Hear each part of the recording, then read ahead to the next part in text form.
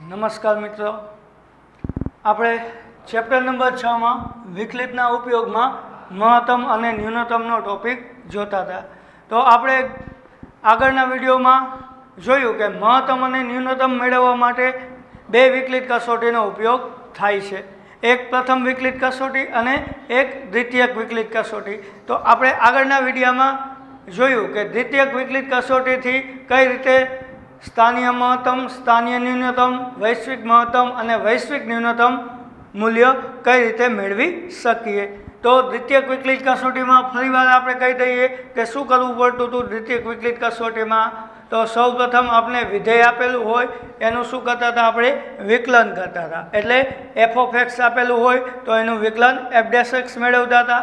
પછી F dash x બરાબર 0 ઉપરથી આપણે એક્સની કિંમતો મેળવતા હતા. એને આપણે શું કહેતા હતા, નિર્ણાયક સંખ્યા કહેતા હતા. એ નિર્ણાયક સંખ્યાને આપણે ક્યાં મૂકતા હતા, એફ ડબલ ડેશ એક્સમાં મૂકતા હતા.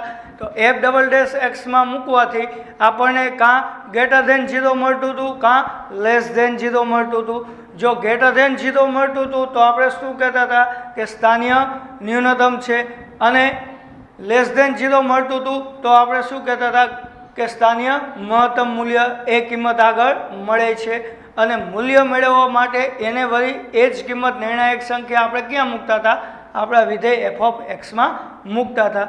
તો ફરીવાર જોઈ લઈએ વિકલિત કસોટી. શોર્ટમાં કહી દઉં, ચાલો. દ્વિતીયક વિકલિત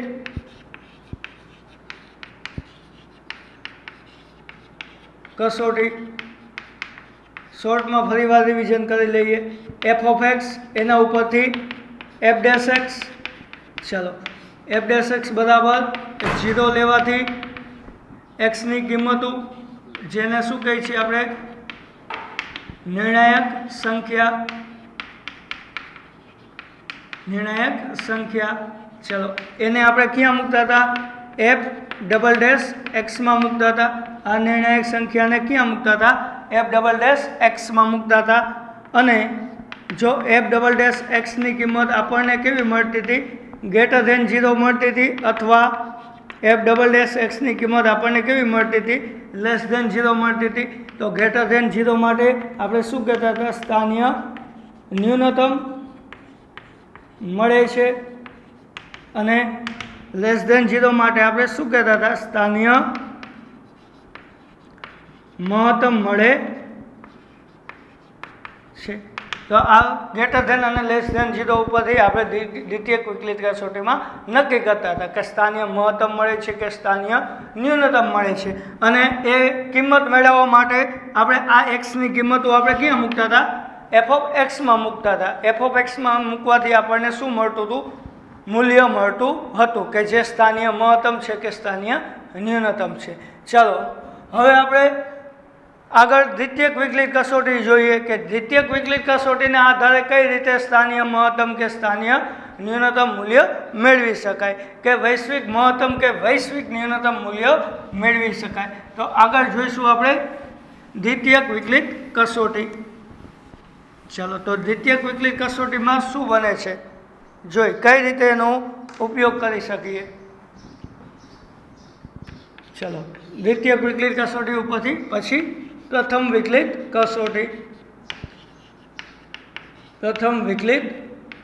કસોટી. ચાલો, એમાં શું હોય, ચાલો પ્રથમ વિકલિત કસોટીમાં કોઈ આપણે એક વિધેય આપેલું હોય આપણને, તો લઈએ કે કોઈ એફ એ આપણું વિધેય છે. એફ એ અંતરાલ AB પર વ્યાખ્યાયિત છે. ચલો, રેડી. કોઈ એફ વિધેય અંતરાલ AB ઉપર વ્યાખ્યાયિત છે. તો કોઈ C બિલોંગ્સ ટુ AB માટે, એટલે કે કોઈ એબી અંતરાલમાં કોઈ એવી એક સી કિંમત માટે. સી એટલે શું છે, આપણી નિર્ણાયક સંખ્યા.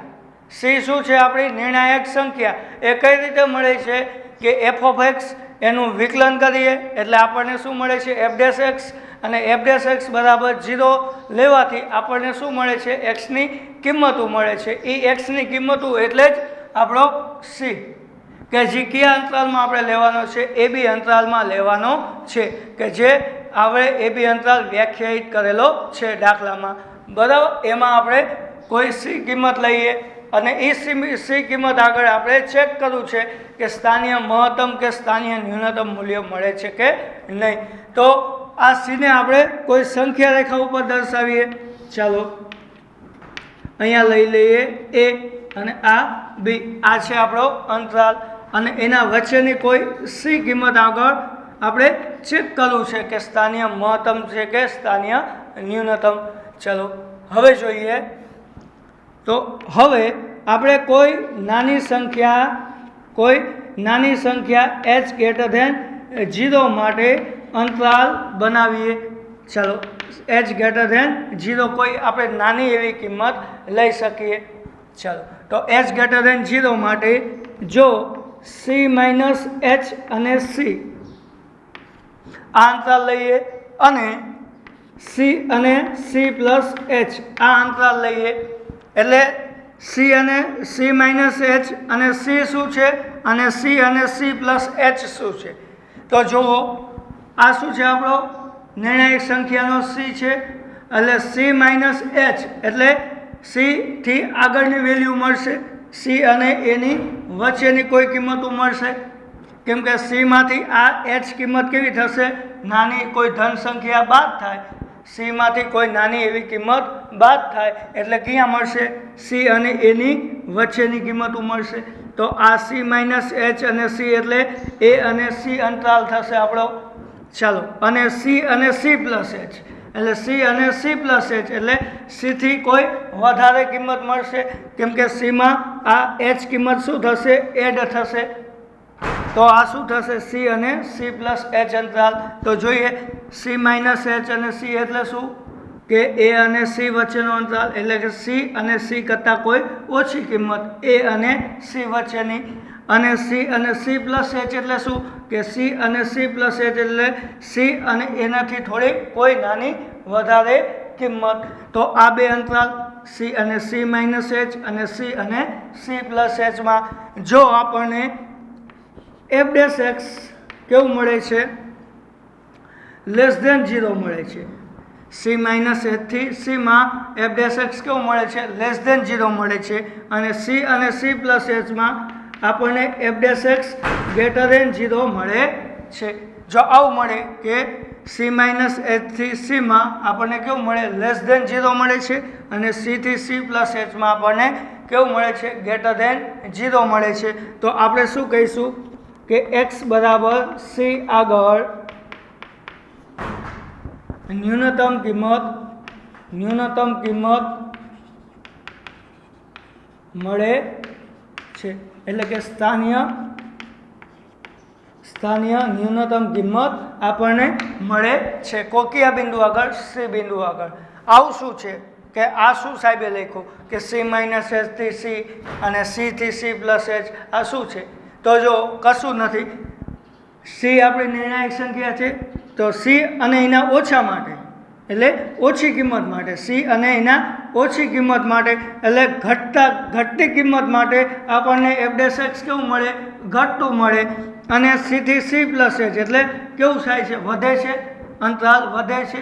તો c થી c પ્લસ h માટે એટલે કે વધતા અંતરાલ માટે આપણને શું મળે છે, વધતું મળે છે, એટલે કે ઘટતા માટે ઘટતું મળે અને વધતા અંતરાલ માટે વધતું મળે. એટલે c થી c માઇનસ h માટે આપણને ઘટતું મળે અને c અને c પ્લસ h માટે આપણને વધતું મળે, એટલે કે ઘટતા માટે ઘટતું, વધતા માટે વધતું મળે. તો આપણે કહી શકીએ કે x બરાબર c આગળ આપણને સ્થાનીય ન્યૂનતમ કિંમત મળે છે. બરાબર. તો ઘટતા માટે આમાં યાદ કઈ રીતે રાખવાનું, ઘટતા અંતરાલ માટે ઘટતું અને વધતા અંતરાલ માટે વધતું મળે તો શું કહી શકીએ કે x બરાબર c આગળ સ્થાનીય ન્યૂનતમ કિંમત મળે છે. હવે જોઈએ કે આ જ અંતરાલ માટે, ચલો આ જ અંતરાલ માટે કોઈ h ગ્રેટર ધેન 0 કિંમત માટે c માઇનસ h થી c અંતરાલ અને c થી c પ્લસ h અંતરાલ. ચાલો c થી c માઇનસ h અંતરાલ એટલે a અને c વચ્ચેનો અંતરાલ, અને c થી c પ્લસ h એટલે c અને b વચ્ચેનો અંતરાલ. કેમ કે આમાં એચની કિંમત ઉમેરાય છે, આમાં એચની કિંમત સીમાંથી બાદ થાય છે, એટલે આ અંતરાલ થાય સીથી ઓછો અને આ થાય સીથી વધારે. બરાબર, આ રીતે યાદ રાખો. ચાલો, તો અહીંયા જોઈએ કે સી માઇનસ એચથી સી માટે જો આપણને એફ ડેશ એક્સ કેવું મળતું હોય, ગ્રેટર ધેન 0 મળતું હોય, અને સીથી સી પ્લસ એચ માટે જો એફ ડેશ એક્સ આપણને કેવું મળતું હોય, લેસ ધેન 0 મળતું હોય. સીથી સી પ્લસ એચ માટે આપણને લેસ ધેન 0 મળતું હોય, એટલે કે ઘટતા અંતરાલ માટે આપણને કેવું મળે છે, f dash x greater than એટલે કે વધતું મળે છે. ઘટતા અંતરાલ માટે વધતું મળે છે અને વધતા અંતરાલ માટે ઘટતું મળે છે. એટલે ઘટતા માટે વધે છે અને વધતા માટે ઘટે છે. ઉલટું થાય છે. તો ઉલટું જ્યારે થાય કે ઘટતા અંતરાલ માટે વધતું મળતું હોય અને વધતા અંતરાલ માટે કેવું મળતું હોય, ઘટતું મળતું હોય, તો આપણે શું કહી શકીએ કે x બરાબર c આગળ સ્થાનીય મહત્તમ મૂલ્ય મળે છે. તો આ થઈ સ્થાનીય મહત્તમ અને ન્યૂનતમની વાત. તો ચાલો ફરીવાર એકવાર હું કહી દઉં કઈ રીતે મળે છે. કોઈ એક્સ ગ્રેટર ધેન 0 માટે સી માઇનસ એચથી સી એટલે ઘટતા માટે ઘટતું, વધતા માટે વધતું. જો આવું મળે તો શું કહેવાય, એક્સ બરાબર સી આગળ સ્થાનીય ન્યૂનતમ કિંમત મળે છે. એ જ રીતે ઘટતા માટે વધતું અને વધતા માટે ઘટતું આ રીતનું મળે તો શું મળશે, એક્સ બરાબર સી આગળ આપણને સ્થાનીય મહત્તમ મૂલ્ય મળે છે. તો સૌપ્રથમ આ કસોટીમાં આપણે આપણું એફ ઓફ એક્સ આપેલું હોય, પછી એના ઉપરથી આપણે શું કરશું, એફ ડેશ એક્સ મેળવશું, પછી એફ ડેશ એક્સ બરાબર 0 ઉપરથી નિર્ણાયક સંખ્યા મેળવશું. એ નિર્ણાયક સંખ્યાને આ અંતરાલમાં આપણે દર્શાવી દઈશું અને એ અંતરાલ માટે આપણે એ કિંમત માટે આપણે અંતરાલ નક્કી કરશું કે સી અને સીથી ઓછા અંતરાલ માટે અને સીથી વધારે અંતરાલ માટે. અને અહીંયા એફ ડેશ એક્સની કિંમત આપણે ચેક કરશું. જો એફ ડેશ એક્સની કિંમત ઘટતા માટે ઘટતી, વધતા માટે વધતી મળે તો સ્થાનીય ન્યૂનતમ, અને ઘટતા માટે વધતી અને વધતા માટે ઘટતી મળે એટલે કે ચેન્જીસ આવે, ઘટતા માટે વધે, વધતા માટે ઘટે તો સ્થાનીય મહત્તમ મૂલ્ય મળે છે તેમ કહી શકશું. હવે પાછું જો સ્થાનીય મહત્તમ અને ન્યૂનતમ નક્કી થઈ ગયા પછી મૂલ્ય મેળવવા માટે શું કરશું, આ જ કિંમતો આપણે આપણા એફ ઓફ એક્સ વિધેયમાં મૂકવામાં આવશે. એફ ઓફ એક્સ વિધેયમાં મૂકવામાં આવશે તો અહીંયાથી આપણને શું મળશે, સ્થાનીય મહત્તમ કે સ્થાનીય ન્યૂનતમ મૂલ્ય મળશે. ચાલો, આ રીતે આપણે આ કસોટીના આધારે સ્થાનીય મહત્તમ કે સ્થાનીય ન્યૂનતમ નક્કી કરી શકીએ. અને એ તે જ રીતે આપણે આગળ પણ જોયું દ્વિતીયક વિકલિત કસોટીમાં જો સૌદૂત અંતરાલ આપ્યો હોય તો આપણને વૈશ્વિક મહત્તમ અને વૈશ્વિક ન્યૂનતમ મૂલ્ય પણ મળી શકે. ચાલો, તો હવે આપણે પ્રથમ વિકલિત કસોટીનું એક એક્ઝામ્પલ લઈને સમજીએ કે કઈ રીતે પ્રથમ વિકલિત કસોટીના આધારે સ્થાનીય મહત્તમ કે સ્થાનીય ન્યૂનતમ મૂલ્ય મળે છે. તો આપણે એ જ એક્ઝામ્પલ લઈએ જે દ્વિતીયક વિકલિત કસોટીમાં લીધું હતું, એટલે આપણને ખબર પડે કે એક જ એક્ઝામ્પલ બે કસોટીથી થઈ શકે છે. ચાલો, તો જોઈએ આપણે એક્ઝામ્પલ આગળ.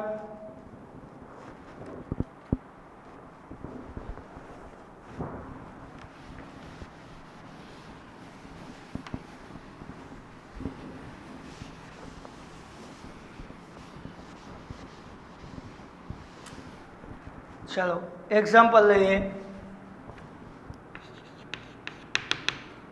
F x is equal to 2x³ minus 15x² plus 36x plus 1 અને x બિલોંગ્સ ટુ આપેલું છે આપણને અંતરાલ 1-5 માં ચેક કરો કે સ્થાનીય મહત્તમ, સ્થાનીય ન્યૂનતમ અને વૈશ્વિક મહત્તમ અને વૈશ્વિક ન્યૂનતમ એ ચારેય વસ્તુ આપણે આમાં ચેક કરવી છે. અને કઈ કસોટીનો ઉપયોગ કરવો છે, પ્રથમ વિકલિત કસોટી. આપણે આગળના વિડીયોમાં શું જોયું, દ્વિતીયક વિકલિત કસોટીના આધારે આ દાખલો ગણેલો હતો. હવે આપણે શું કરશું, प्रथम विकलित कसोटीना आधारे आ दाखलो गणशुं। चलो तो सौ प्रथम आपणे शुं मेळवવું પડશે? एफ डैश एक्स કેટલું થાય? 3 દુ 6x નો વર્ગ 15 દુ 30x પ્લસ 36।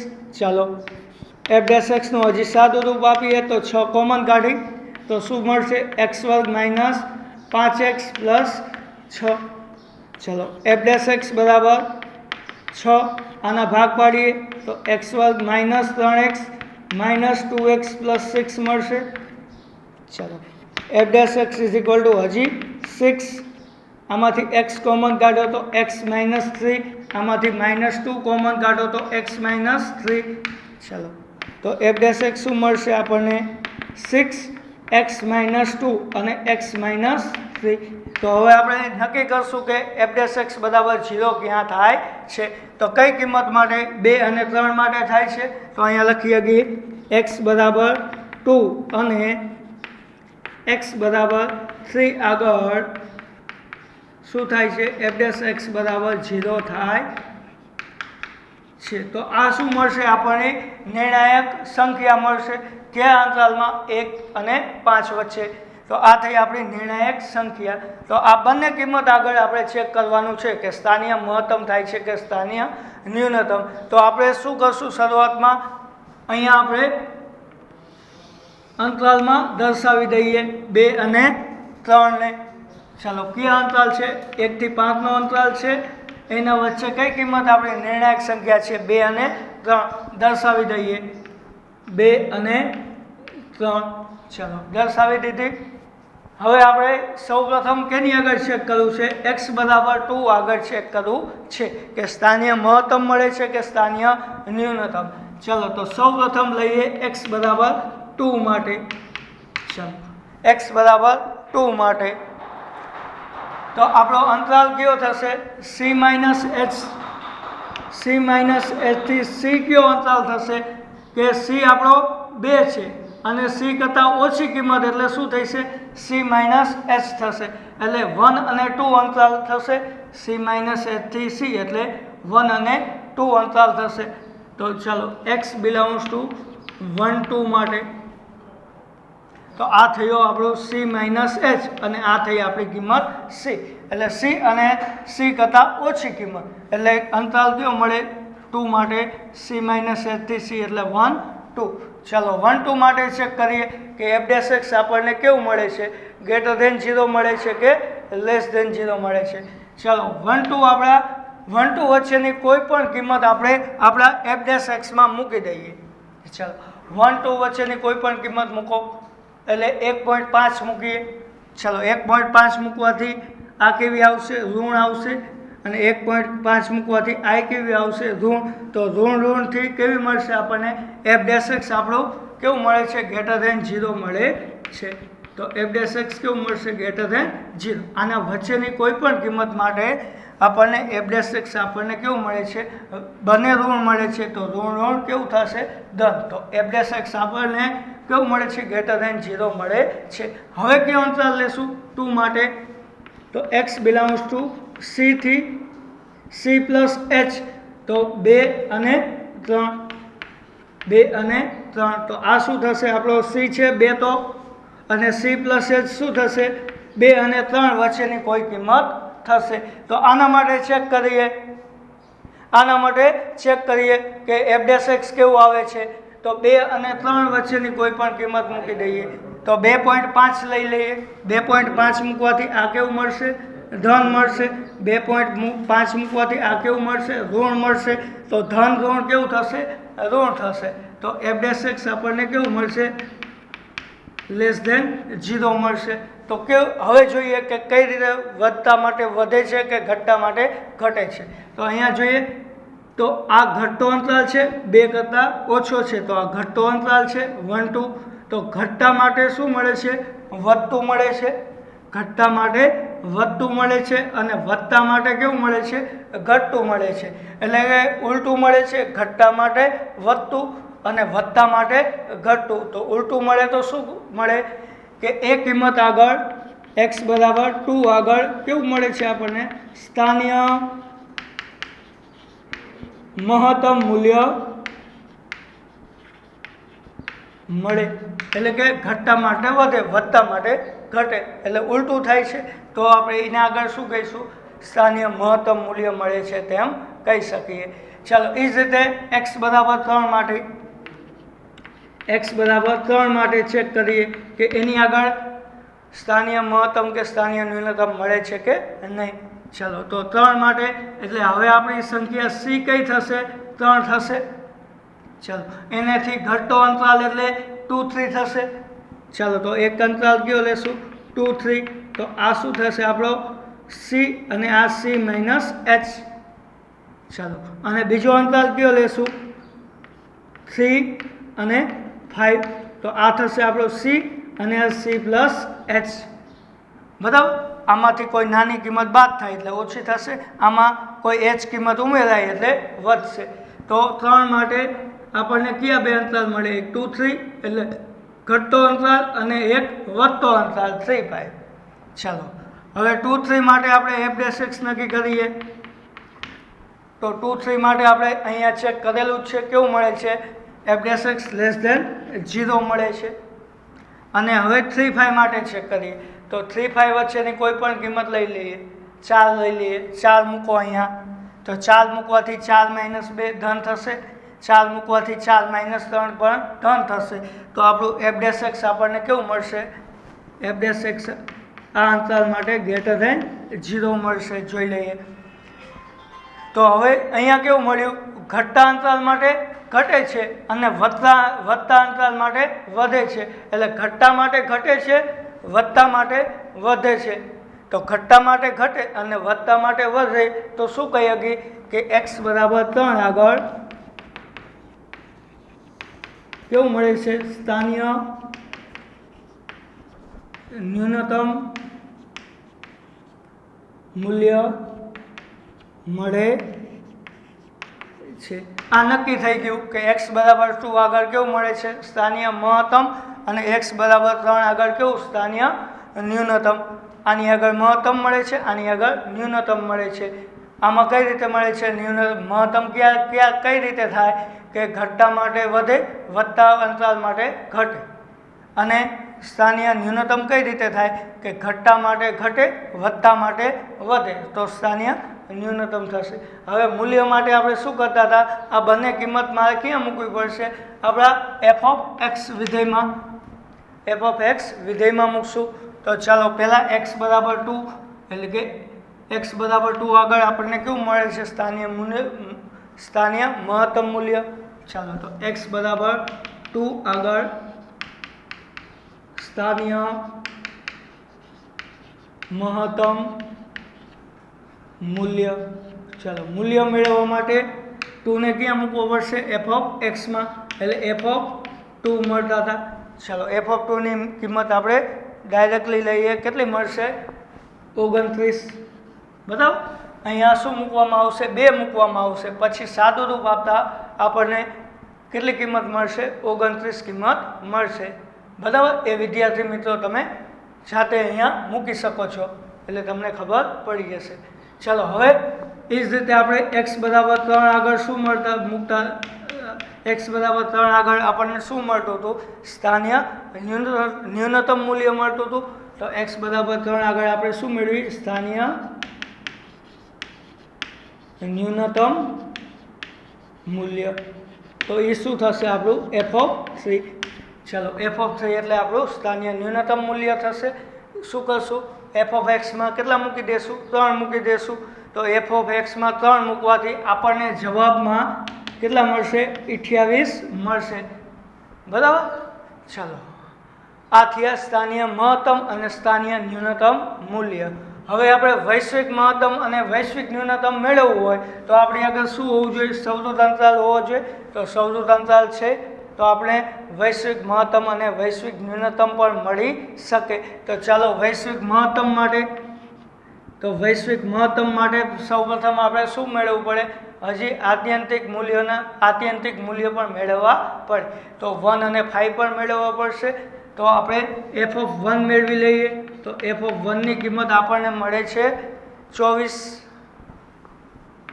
અને f(5) ની કિંમત મળે છે આપણને 56. એફ ઓફ ફાઈની કિંમત મળે છે આપણને 56. ચલો, તો હવે વૈશ્વિક મહત્તમ મૂલ્ય મેળવી શકીએ. તો વૈશ્વિક મહત્તમ શું થઈ છે? વૈશ્વિક મહત્તમ મૂલ્ય તો કઈ રીતે મળે?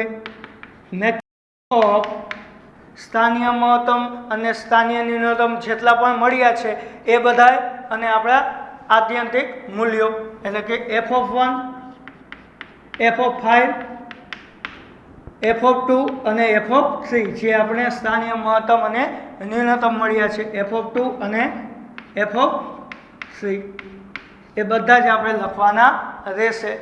ચાલો, તો એમાં જોઈએ મેક્સિમમ કયા છે? એફ ઓફ 1ની કિંમત છે 24, 5ની કિંમત છે 56, 2ની કિંમત છે 29 અને 3ની કિંમત છે 28. તો આમાં સૌથી મોટી કિંમત કઈ મળે છે? 56. તો આ શું થશે? આપણું વૈશ્વિક મહત્તમ મૂલ્ય. અને એ જ રીતે વૈશ્વિક ન્યૂનતમ મૂલ્ય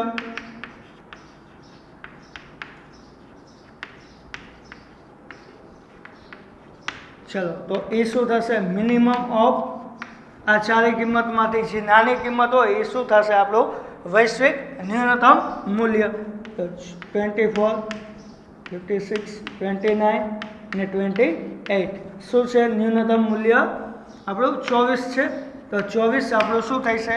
વૈશ્વિક ન્યૂનતમ મૂલ્ય થશે. તો આ રીતે આપણે પ્રથમ વિકલિત કસોટીના આધારે પણ દાખલો ગણી શકીએ.